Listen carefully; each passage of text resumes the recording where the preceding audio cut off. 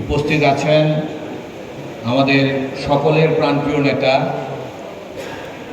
এই ময়মনসিংহ জেলার প্রাণের নেতা, শ্রমিক দলের প্রতিষ্ঠাতা সাধারণ সম্পাদক, সভাপতি, বিএনপি স্থায়ী কমিটির সম্মানিত সদস্য, এই উপমহাদেশের প্রখ্যাত শ্রমিক নেতা জনাব নজরুল ইসলাম খান সাহেব, উপস্থিত আছেন জনাব শামসুর রহমান শিমুল ভাই, উনি আমরা যখনই ম্যাডামের সাথে দেখা করতে গিয়েছি উনি 5-10 মিনিট হলেও সময় আমাদেরকে বের করে দিয়েছেন। আমরা কখনো ম্যাডামের সাথে দেখা করতে যেয়ে ফিরে আসি নাই। সেই নেতা, সকলের সাথে হাসি মুখে কথা বলা নেতা, সকলকে বুকে তুলে নেওয়া নেতা আমাদের শিমুল ভাই। উপস্থিত আছেন আমাদের শ্রমিক দলের সভাপতি জনাব আনোয়ার ভাই, উপস্থিত আছেন আমাদের এই বিভাগের বিভাগের সাবেক সাংগঠনিক সম্পাদক, বর্তমান জাতীয় নির্বাহী কমিটির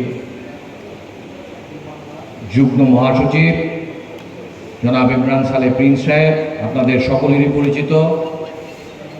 উপস্থিত আছেন বিভাগীয় সহ সাংগঠনিক সম্পাদক জনাব ওয়ারেস আলী মামুন সাহেব, সহ সাংগঠনিক সম্পাদক জনাব আবু ওয়াহাব আকন্দ সাহেব, উপস্থিত মহানগর বিএনপির সম্মানিত আহ্বায়ক আমাদের সকলের শ্রদ্ধেয় জনাব শফিকুল ইসলাম সাহেব সহ ময়মনসিংহ উত্তর জেলা বিএনপির একমাত্র যুগ্ম আহ্বায়ক জনাব মোতাহার হোসেন তালুকদার সহ ময়মনসিংহ দক্ষিণ মহানগর বিএনপির যুগ্ম আহ্বায়কবৃন্দ, শ্রমিক দলের নেতৃবৃন্দ এবং বিভিন্ন অঙ্গ সংগঠনের নেতৃবৃন্দ, আসসালামু আলাইকুম। আজকে আসলে এখানে বক্তৃতা দিতে আসি নাই। এই চিটাগাংয়ে যে প্রথম শ্রমিক দলের এই বুনিয়াদী কর্মশালা হয়েছে সেটা দেখে আকৃষ্ট হয়ে আজকে শ্রমিক দল কিভাবে এই কর্মশালাটাকে উদযাপন করে বা কীভাবে এই কর্মশালাটাকে তারা সারাদিন ব্যাপী কি প্রশিক্ষণ দেয় সেটাকে দেখার জন্য এসেছি। আসলে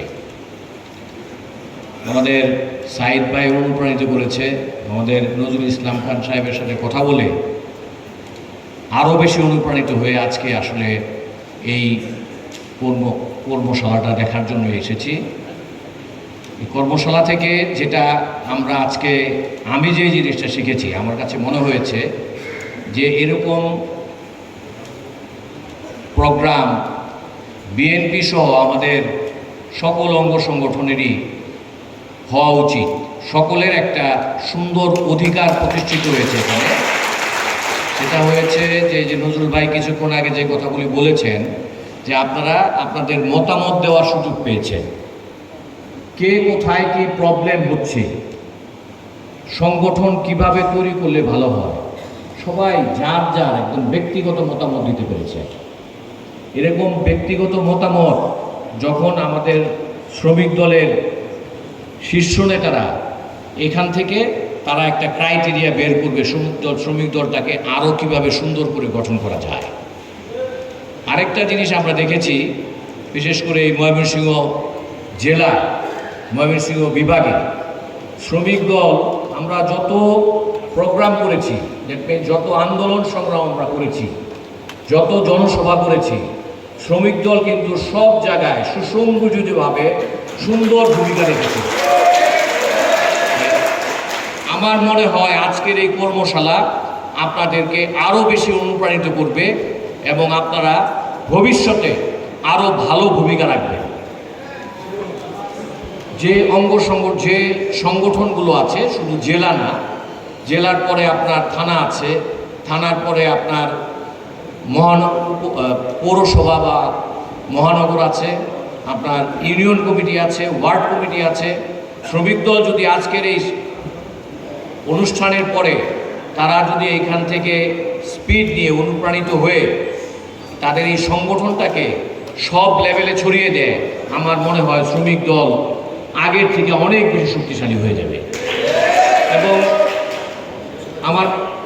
আমাদের আজকের অনুষ্ঠানের প্রধান অতিথি অবশ্যই আগেও হয়তো বলেছেন অথবা পরবর্তী বক্তব্যে হয়তো বলবেন যে শ্রমিক দলের কর্মী কিন্তু সব ওয়ার্ড লেভেলে আছে, গ্রাম লেভেলে আছে। সকালের অধিবেশনে আমাদের শিমুল বিশ্বাস সাহেব একটা কথা বলেছেন যে বাংলাদেশে 7,35,00,000 লোক শ্রমিক। দ্যাট মিনস আমাদের জনসংখ্যা 30% বেশি হলো শ্রমিক। শ্রমিকরা যদি আমাদের এই বিএনপির আন্দোলন সংগ্রামে সত্যিকার অর্থে সক্রিয়ভাবে শরিক হয়, এই স্বৈরাচারী সরকারকে ক্ষমতায় রাখতে খুব একটা সহজ হবে। খুব সহজেই আপনারা সক্রিয় হলে এই সরকারকে খুব সহজেই ক্ষমতা থেকে নামানো যাবে। এই শ্রমিকের শ্রম ছাড়া, নজরুল ভাইয়ের সকালের বক্তব্য শুনেছি, শ্রমিকের শ্রম ছাড়া কোনো কিছুই হয় না। উনি বলেছেন এই বিল্ডিং থেকে আরম্ভ করে সমস্ত কিছুই করেছে শ্রমিকরা। আমরা শ্রমিকের ময়মনসিংহ জেলা বিএনপি, মহানগর বিএনপি, আমরা সবসময়ই শ্রমিক দলকে সর্বোচ্চ সম্মান দেওয়ার চেষ্টা করেছি। আগামীতে এর থেকেও বেশি সম্মান দেব ইনশাল্লাহ। এবং আন্দোলন সংগ্রামে শ্রমিক দল সর্বোচ্চ ভূমিকা রাখে, এই আশাবাদ ব্যক্ত করে আমি আমার বক্তব্য এখানে শেষ করছি। সকলকে ধন্যবাদ। আসসালামু আলাইকুম। জাতীয়তাবাদী দল জিন্দাবাদ, বেগম খালেদা জিয়া জিন্দাবাদ, শহীদ জিয়া অমর হোক, তারুণ্যের প্রতি তারেক রহমান জিন্দাবাদ জিন্দাবাদ। আসসালামু আলাইকুম।